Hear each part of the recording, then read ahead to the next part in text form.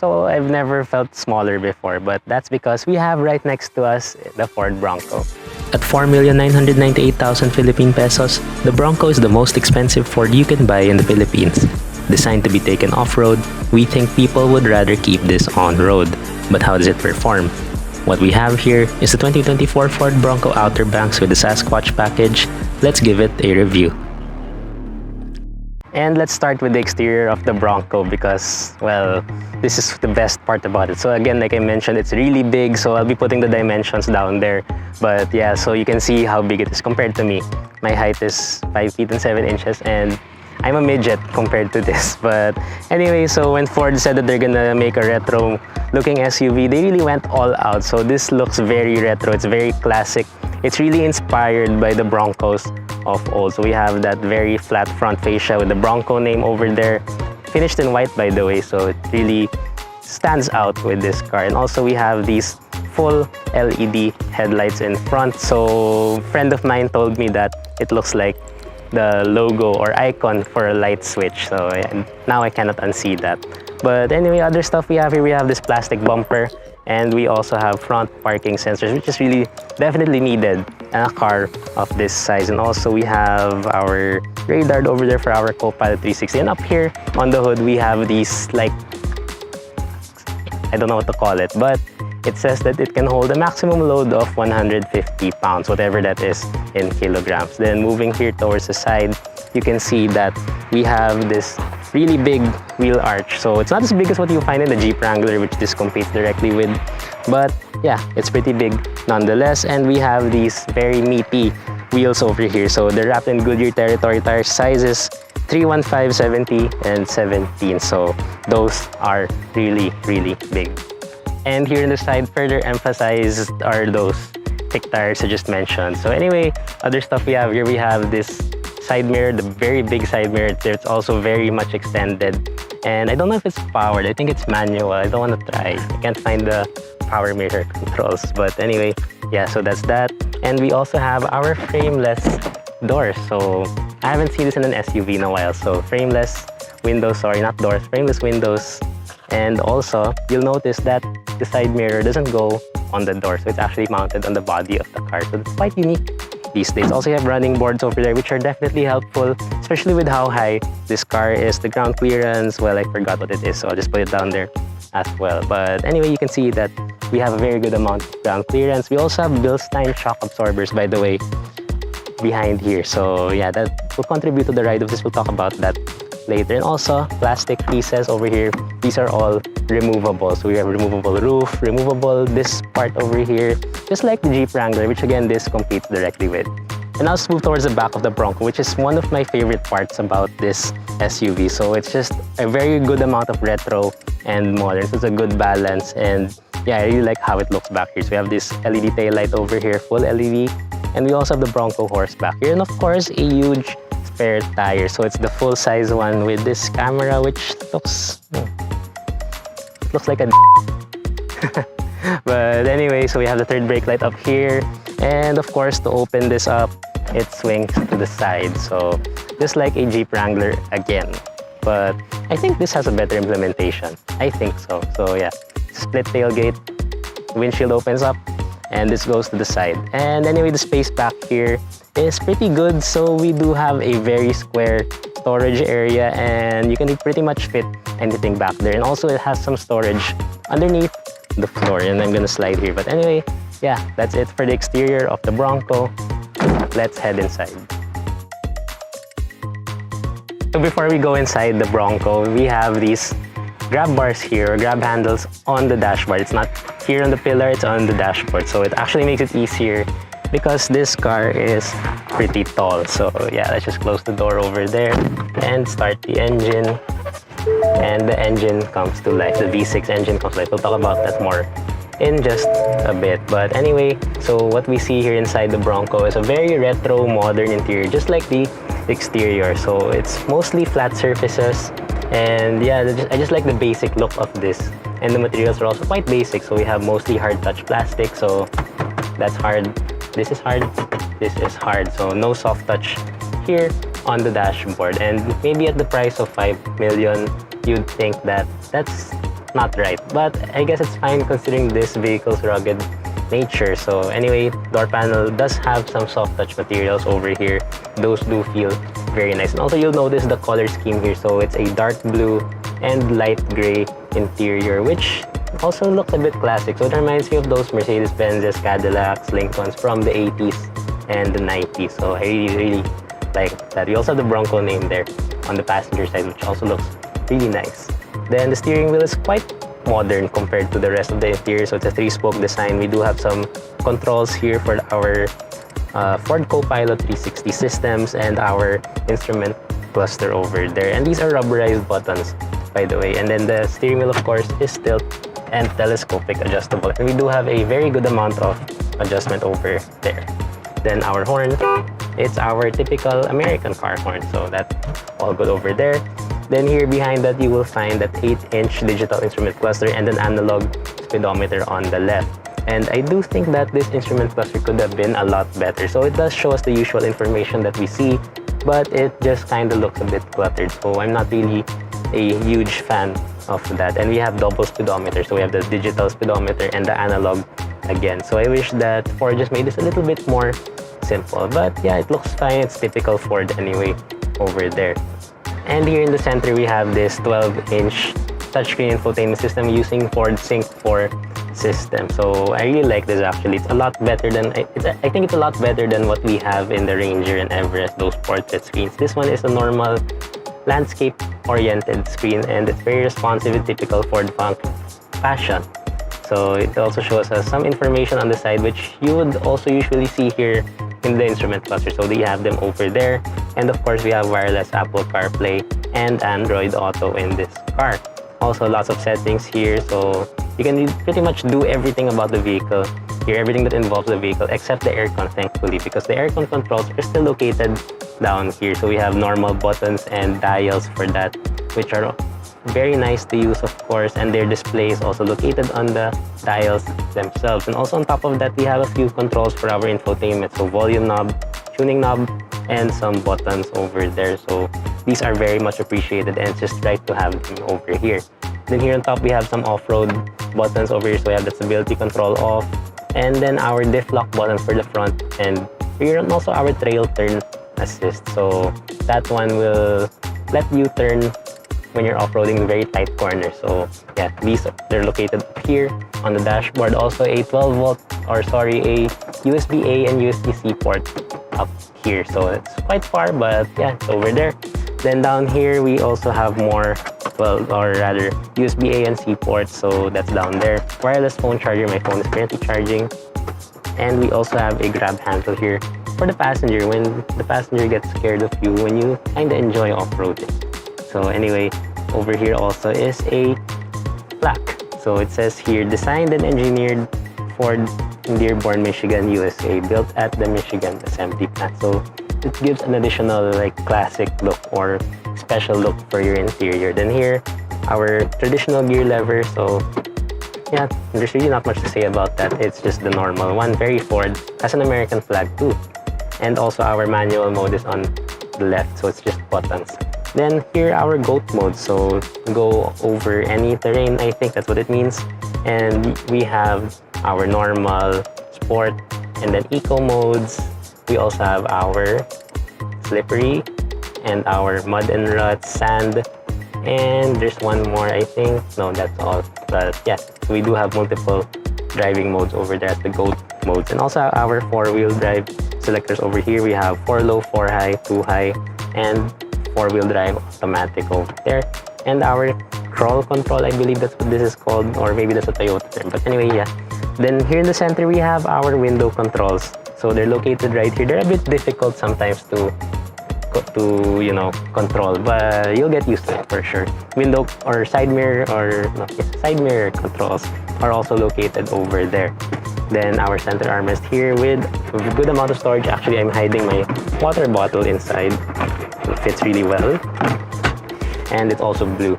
Then our seats right here is actually quite comfortable as well. We have the same color as the rest of the interior. We have the Bronco horse logo over there. It's embedded in the seat. And yeah, it's just really comfortable. It doesn't support as much, but it does feel really good. And before we go to the back, I did mention earlier that the roof is removable, so you can do it by these levers over here. There are quite a lot front and back, so I won't be doing that right now. But yeah, we can do that.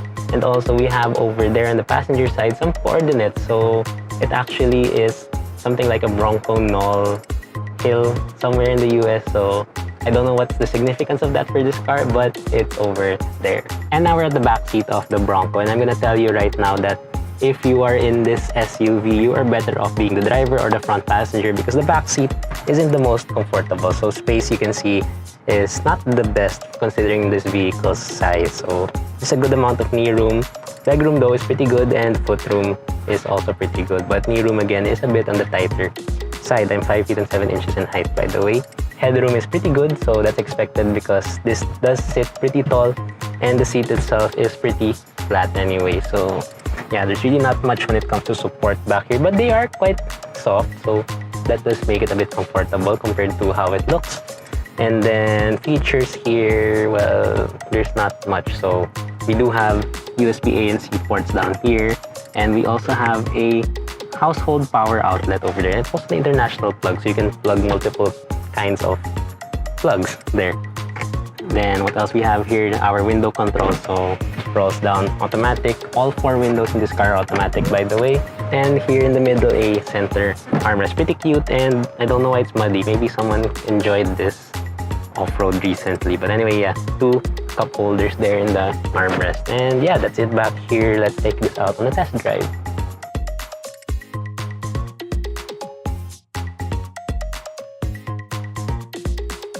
So let's start with our test drive of the Ford Bronco. So there are some things here that we haven't been able to try on video during the media drive that we had a few months ago. So we'll show them to you now. So since we're currently somewhere off-road, yeah. So we'll show you first trail turn assist. So we press a button here in the dashboard.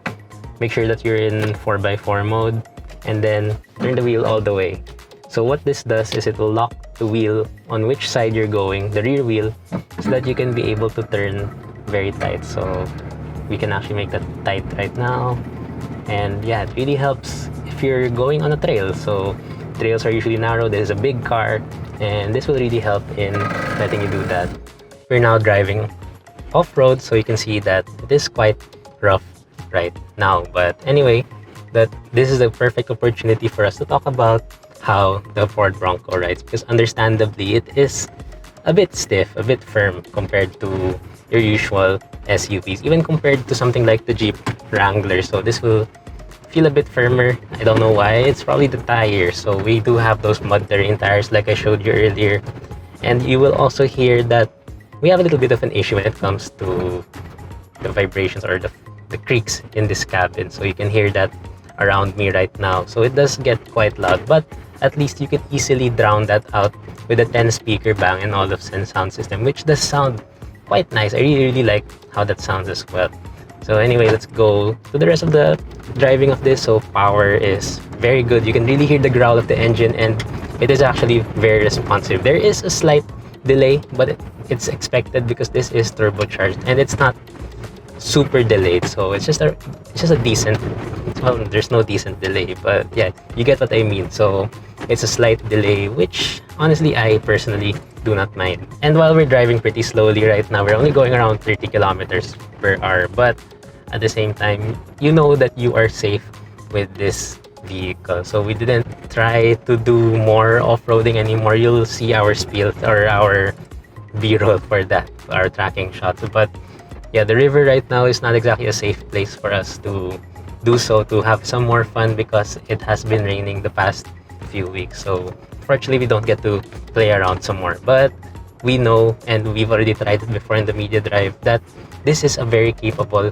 SUV. And you can again read that on our website. So I guess right now, we'll get back to you once we are on paved roads, where most of these Broncos will stay anyway.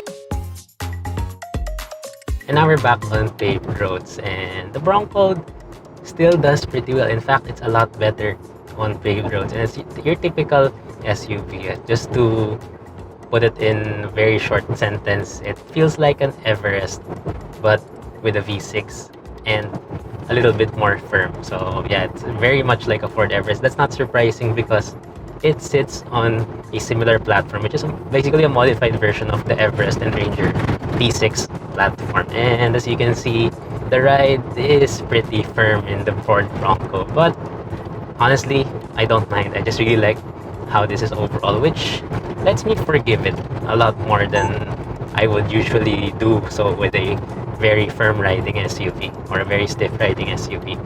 But anyway, let's talk about power and torque again. So, like I mentioned, we have 335 horsepower on tap, and put your foot down. There is a slight delay, but you can really hear that growl, and it really goes all in into giving you power and letting you feel all that torque. And I just really like how the V6 sounds. So that's what makes this stand out from its main competitor, the Jeep Wrangler, because we do have that V6 powertrain, which does sound so much better than the 2-liter turbo that we get there in the Wrangler. So yeah, and also just the way that Ford has tuned this is so much better. The 10-speed transmission has been improved greatly over the years. So the previous Fords that used this transmission, where they left a lot to be desired because it was laggy, it was confused.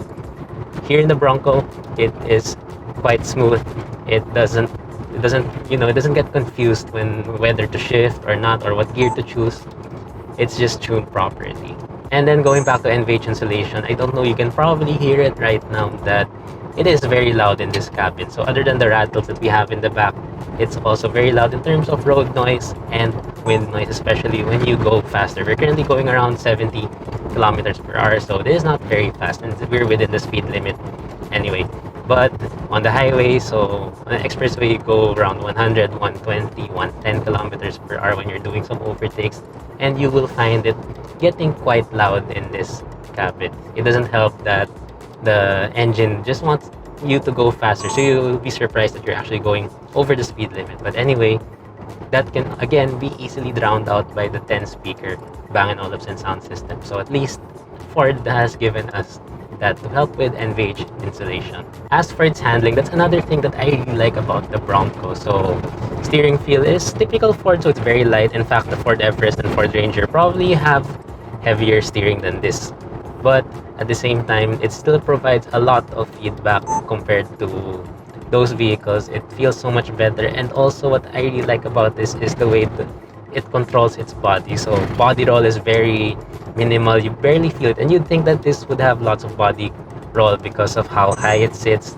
The Jeep Wrangler, for example, had a lot of body roll even at a 30 kilometer per hour speed. This one, I was able to take a corner at around 50, 60 kilometers per hour, and it was just fine. So there was no complaining at all when it comes to body roll. And also, the steering just really goes wherever you point it at. So I'm pointing it left and right, it responds instantly despite it being very light. I do wish that we do have some modes, because being a big vehicle, I was expecting it to be a bit heavier. So I do want it to be a bit heavier, but that's just me. Most buyers will probably like how light this is anyway.